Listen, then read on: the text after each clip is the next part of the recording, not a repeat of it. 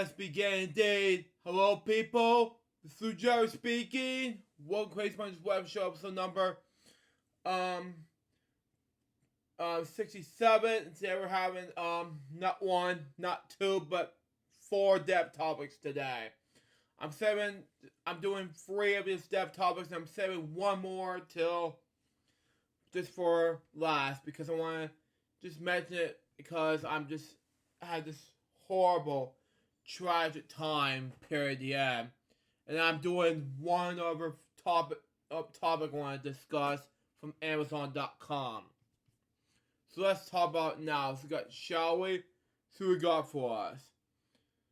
His name is Tim Sale, okay?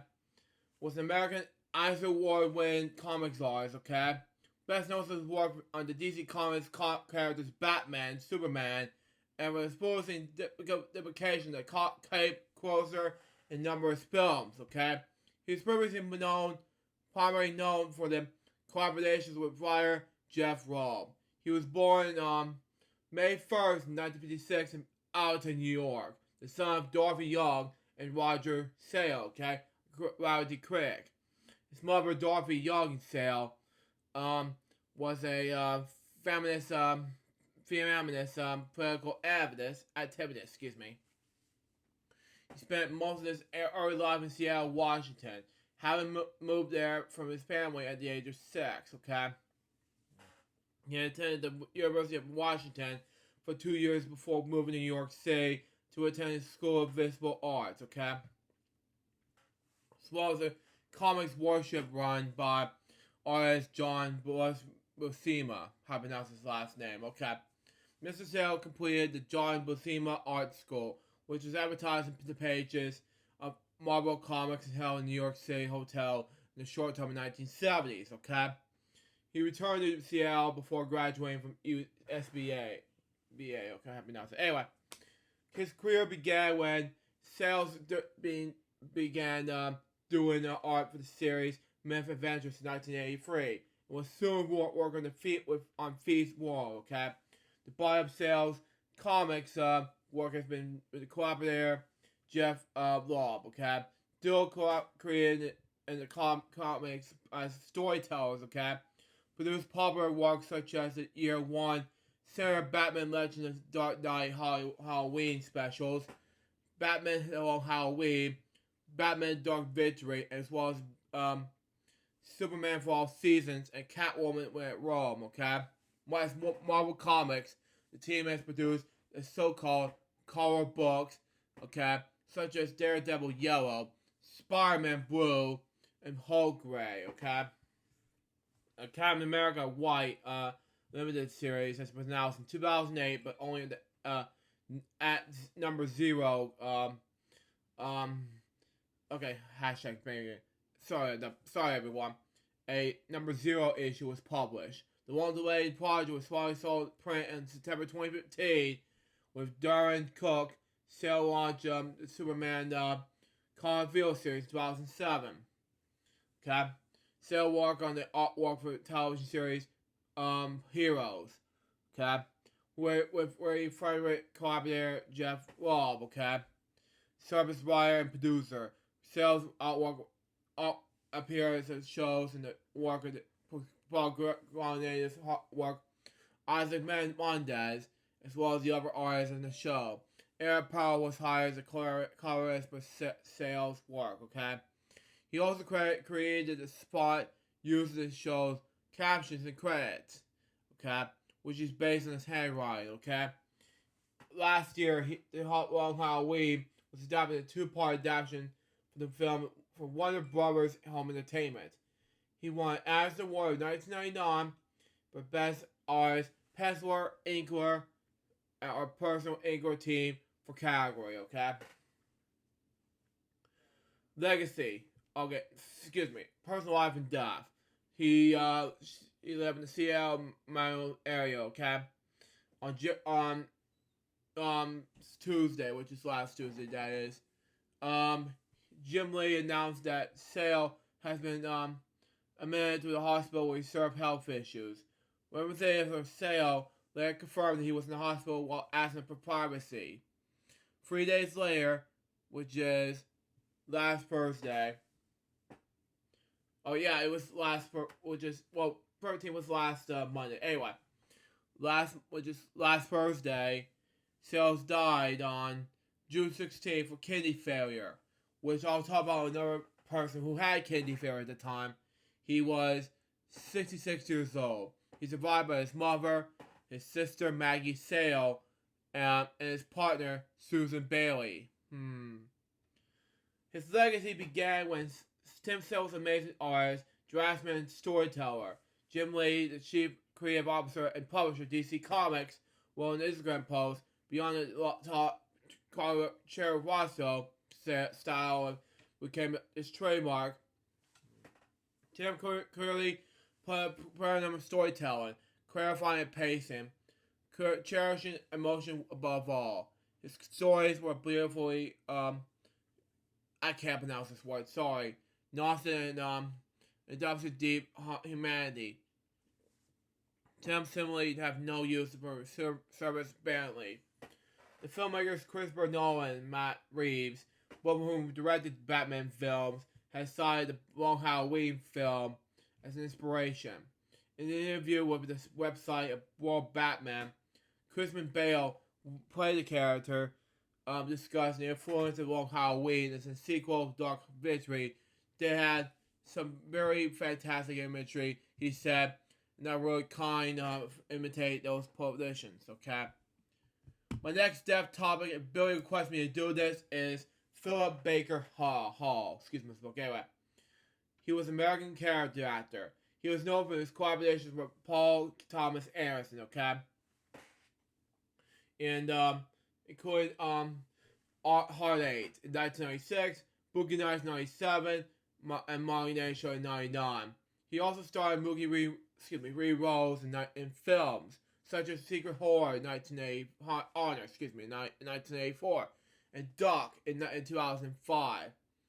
Hall supported roles in the main films, including Save in 1989, Truman Show in 1998, The Talented Mr. Ripley in 1999, The Consider in 2000, Bruce Almighty in 2003, Dogville the same year, Psychiatric in 2007, 50-50 in 2011, and Argo in 2012. He received the Independent Spirit Award nomination for Best Male Lead for his film roles such as in Airdate and 2 Screen Actors Guild Award for nomination. Outstanding performance by starring cast and motion picture for Boogie Nights and okay, end word. Probably pronounce it. Sorry. Okay. Hall is also known for his prolific work on television. Okay. His early television work such as MASH, Murder, She Wrote, and Cheers. One of his most memorable television roles was in L.T. Joel Bookman Seinfeld.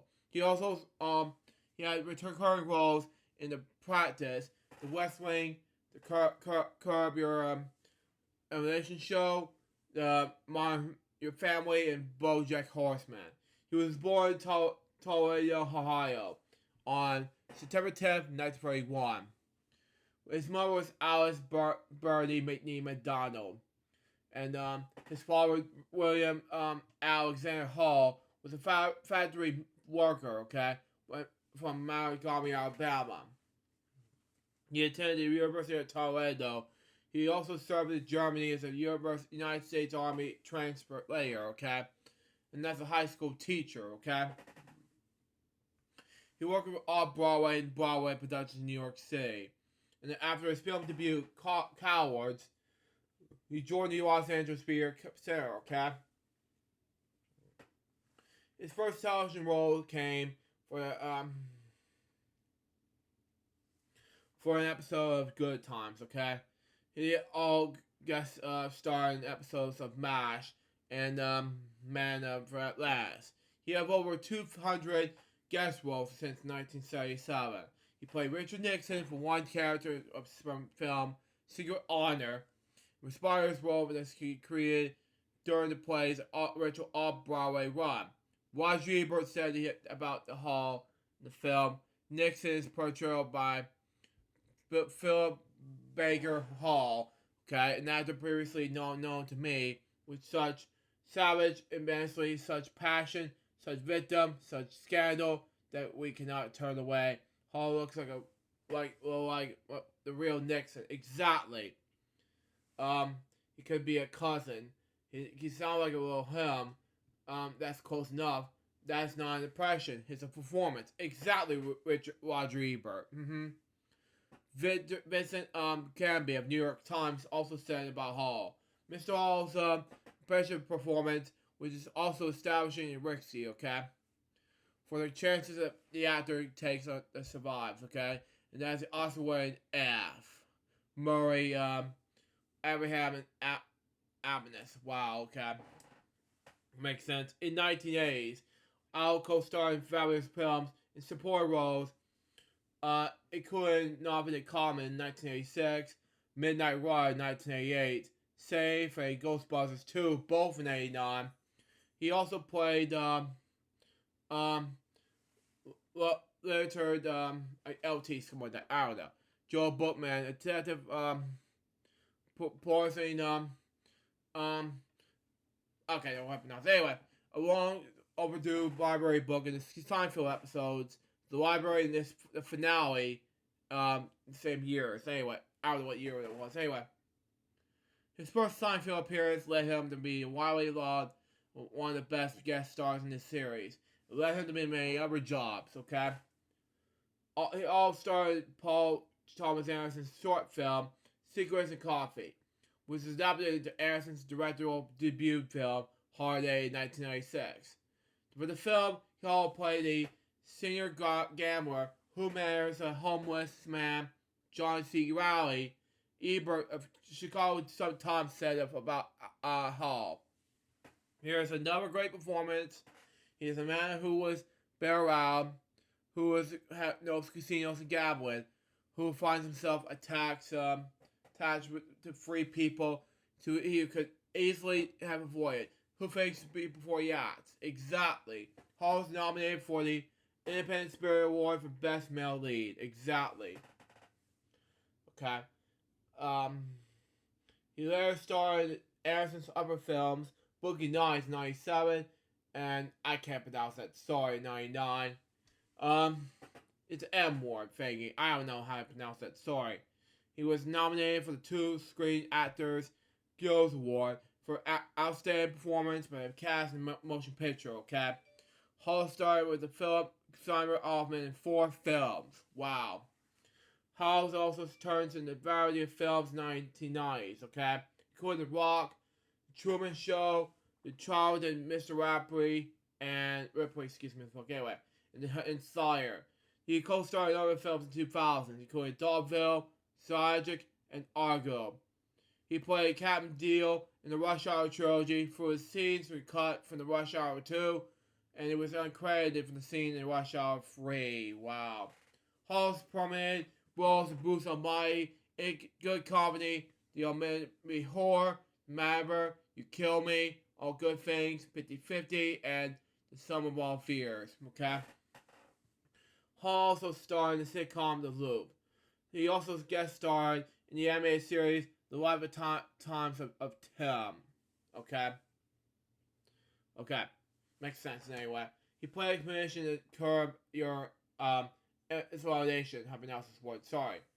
And an equally quatry neighbor in Modern Family. He appeared in episodes in the newsroom in the Holiday Inn commercial. For the short film Dear Chickens, he won Best Actor in the Los Angeles Short Festival and Film at Biolina Film Festival in Barcelona. Okay?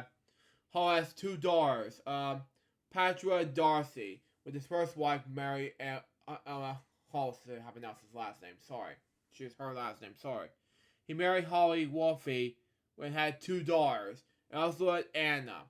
He died of dementia at his home in Glendale, California, last Sunday. He's survived by 4 children, 4 grandchildren, and a brother. He was 9 years old. Now, my next topic has to do with Duncan Hanna. Anyway, he was an American visual artist and author. Born in Minnesota, August 21st, 1952. He attended Bard College, but later transferred to graduate in the Boston School of Design in 1975. He was an author of memoir 20th Century Boy in 2018. Score in his diaries, which recounts his life in the 70s, art scene in New York City. New York Times described him as a scene maker, logging time at CBGB, and others art clubs, and hanging with the Warhol, I pronounce his word, Warhol, okay, that makes more sense, anyway, crowd, okay.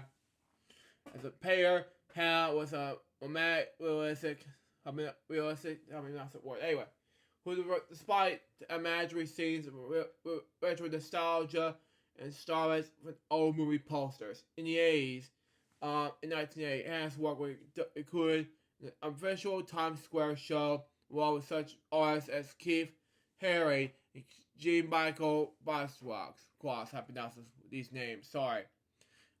His paintings have been the subject of social explanations at the Phyllis-Time Gallery in Chicago, the Phyllis Gallery in the John Altman Gallery in Philadelphia, Minnesota, okay, Rebecca Osgood Gallery in London, and Piers Modern Gallery in Cambridge, Massachusetts, and the Sarbridge Gallery and Charles Gauls Gallery in New York City, among other venues. His works is included in the prominent collections of Metropolitan Museum art. Okay. He also worked as a turn at acting. He appeared in the deal as films as by Amos Poe. Okay. He could start opposite Deborah Harry, later Blonde, in Unmade Beds in 1976. He lived and worked in Brooklyn, New York, and West Cornell, Connecticut. He died from a heart attack in his home in West Cornell last Saturday. He was 69 years old. At the time of his death, he was married to Megan Wilson. Before I end the death topics there, I want to just talk about my friend that I met in 2013, Mark Shields. Now, before I read this, I met Mark Shields in 2013. And he was a good friend of mine for nearly 9 years, Because I have never in my life seen him like this until now. Because he's been on with the news all from my childhood ever since 1988, And he's been on Capitol Gang. And he's been on Inside Washington until 2013 in December, He's been on PBS and ABC, so there you go. I was like, I'm gonna miss him, I'm gonna miss seeing him so much that, I'm gonna see my childhood besides Jim Lehrer that I'm never gonna see again, That Mark, I have seen him in person once, That's about it, because I have to see Mark Shields in my life, period, And so it's David Brooks, just look at Mark Shields like this. I want to be here to see the news again, I see Mark like this in person just because I talk about this in my video, a tribute to Mark Shields video on my main channel, and it was a loss between Mark Shields and it was my condolences to Mark and his family in this difficult time. So let's talk about this now, and then we'll do the moment of silence reflection to him and these 300 people I'm going to mention, That's just me. Anyway, Mark Stephen Shields was an American political columnist, advertiser, and commentator. He worked as a leadership politician for many Democratic candidates' election campaigns. Okay, excuse me. Shields provided weekly political analysis, commentary for the PBS NewsHour, which is I grew up with since the early 2000s. Hello! From 1988 up until 2020. His on-stage counterpart from 2001 to 2020 was David Brooks' New York Times.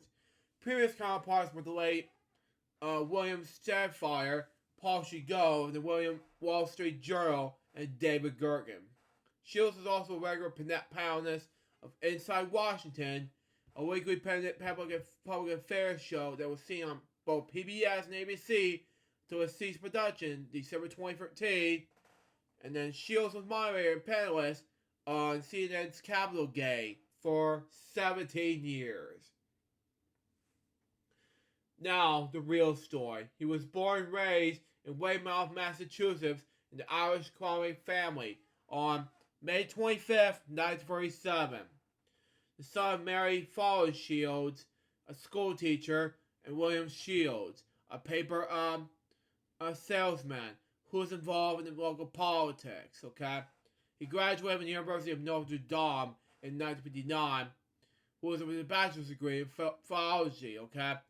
In the early 60s, Shields enlisted in the United States Marine Corps in Florida. Wow, okay. He's a Lance Corporal before he discharged in 1962. Shields went to Washington, D.C. in 1965, where he became aimed at Wisconsin Senator William Proxmire. Shields went to work with Robert F. Kennedy presidential campaign in 1968. He later held leadership positions in the presidential campaigns of Edward Muskie and Morris Undall, and was presidential director for Sergeant Silver, but he ran for vice president of the United States on the Democratic ticket in 1972. Over more than a decade, he helped manage state and local campaigns in some of 38 states. Wow. Including Democratic Boston Mayor Kevin White. Successful re-election campaign in 1975, You know, it was great and all, but that's just me, of course. In 1979, Shields became an editorial writer for the Washington Post. Okay? The same year, he began writing a column for which was distributed nationally by Careers Syndicate. Okay? He covered 12 presidential campaigns and attended 24 National Party conventions. He taught U.S. politics in the press of the University of Pennsylvania's Sohorn School, and Georgetown University's McCourt School of Public Policy. At the time, he was a fellow of the Harvard Institute of Politics and the Kennedy School of Government. She was a regular political commentator of the PBS NewsHour, which I have seen when I was a little kid growing up, from 1988 to 2020. Anchorwoman Julie Woodruff announced in December 14th, 2020 Day edition that the NewsHour that Shields will be leaving the show as a regular analyst after the December 18th edition. During Shields' last regular appearance on December 18th, Woodruff added that he would remain as actual contributor to the NewsHour during important political news and events. Shields was offered on the campaign trail about the 1984 presidential campaign. He married Ann Costin in 1966, who was a lawyer and former civil service official of the United States Department of Interior. They have a daughter together, Amy, and 2 grandchildren. He died of a kidney failure in his home in Chevy Chase, Maryland, on June 18th, 2022, which is today. He was 85 years old. Now, for the moment, silence reflects regards to these 4 I mentioned right now.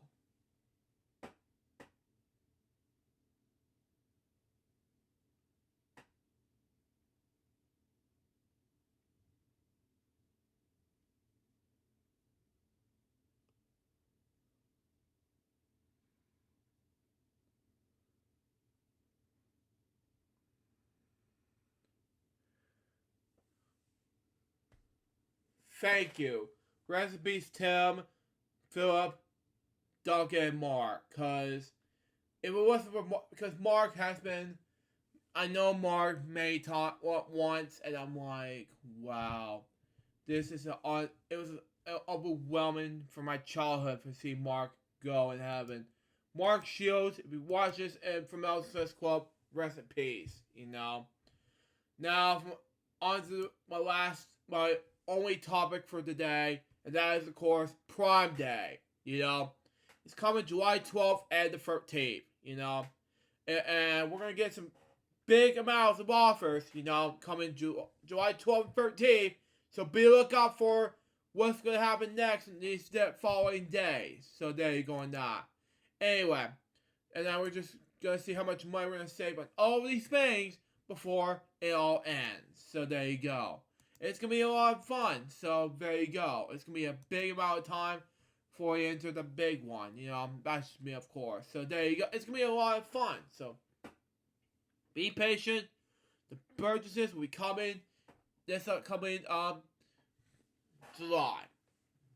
And that's all my topics for today. And that wraps up for this video. Hope you enjoy it. Stay tuned for the next one. It's gonna be the episode 68, my birthday episode. Coming up next, there will be a brand new episode of Bedtime Stories. Until next time, Sue Jefferson, Bob, peace out, baby. We get more episodes, guys, be soon. Till eventually out. See ya.